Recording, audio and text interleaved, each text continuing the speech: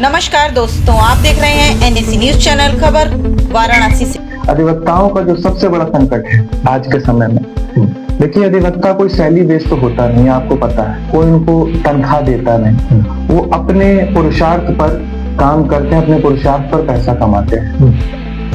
उनको ना कोई गवर्नमेंट की पॉलिसी है, ना कोई न्यायपालिका की पॉलिसी कि जो जूनियर आ रहे हैं, जो या 20 वर्ष से वकालत कर रहे हैं, उनका कम से कम एक जैसे जिसको हम बोलते हैं इंटर्नशिप, अगर वो उनको वो व्यवस्था करने की हम बात करें। ये हमारी तमाम मौलिक समस्या है, हम अपने सीनियरों से पूछकर उनका आशीर्वाद लेकर सबसे सलाह लेकर करें। लेकिन जो हमारा मेन 3 एजेंडा है वो हमको सबसे इम्पोर्टेंट हमारे लिए। कौन से 3 एजेंडे?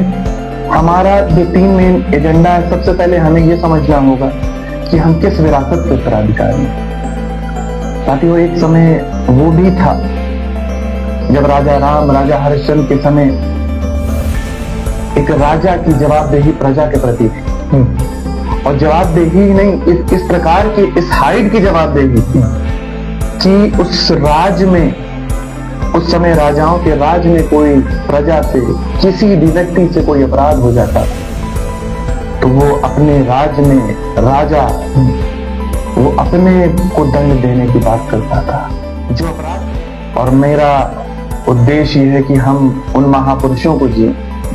बोलने का काम तो पूरे देश में चल रहा है, पूरी दुनिया में बोलने का काम चल रहा है, लेकिन हमें जीना है, हमें करना है, हमें बोलना नहीं। तो बस इसी सब से मैं बोलने में थोड़ा कम विश्वास करता हूँ, करने में ज्यादा विश्वास करता हूँ। तो अगर चुनाव की कोई बात आएगी तो वो आप सबको किसी न किसी माध्यम से पता चलेगा।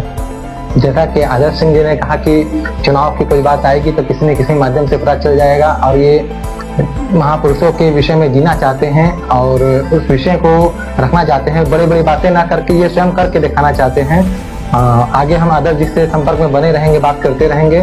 वाराणसी से हिमांशु सिंह के साथ एनएसी न्यूज चैनल।